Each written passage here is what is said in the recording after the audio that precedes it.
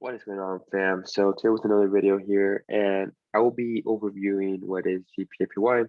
So far for the week, we have only taken one trade for London session, which was GPCAD on Sunday. For London session for Sunday, we took GPCAD, and we did secure what was the total amount of 80 pips.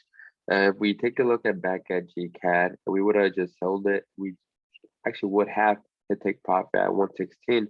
But it's always better to be safe than to be sorry. So therefore, I mean, 80 pips, that's a good amount of pips so far for the week from just one trade.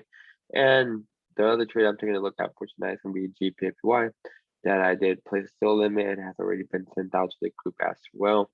So GPUSD, we still have not came up to that area to activate that still limit order. Market just came straight down and it looks like it's going to just continue going down. So this trade has not been activated at all. We might just go ahead and delete that sell limit for GU. But as in right now, the one that's catching my eye is JPY. If we take a look at the daily time frame on GJ, well, we can see how on the daily time frame we have this old low down here that has to be taken out, and the imbalance area has already been, well, still needs to be filled in. So what I'm anticipating is for market to come in lower, testing into that breaker that we had right there where we broke that high resistance area. Market came to the upside, broke through it. So we're just waiting for that retracing back down there to test on that breaker. So that way we can start seeing some new movement to the upside and potentially clear out this equal highs right here that we see on GJ. Currently, right now, market has broken the support to continue going lower. We have confirmation of market to be to the downside to fill in the imbalance and come and test that daily breaker that we have right there as well. We take a look at the daily. We also see how market retraced into this daily conventional price candle right here. You see that wick.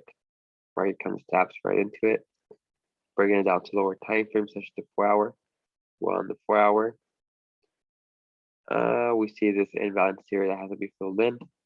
To our time frame, we could see a fair value gap as well, right here on this 2-hour time frame, getting the low of this candle, and then how this candle creates right here our fair value gap, which is giving me the confirmation to be getting for short positions once that fair value gap is filled in. If we don't come fill it in, well, too bad. Trade doesn't activate. We don't execute any trade. But it's always good to have all your confirmations than just getting in just because you see market going down, market going up, just getting for the buy or the short. You always want to just be patient, wait for the move, because once it meets your confirmations, you're most likely to have a win trade. So therefore, here I'm just waiting for market rate trace to this 2-hour time frame imbalance and filling in this 2-hour time frame for value gap, which in the 1-hour time frame becomes a breaker on the 1-hour. That's what the 30-minute right here. Consolidation, create strong support, which create the breaker right there. So therefore, I'm looking to get it for short zero on GJ. If I take profits, gonna be a daily breaker at 234.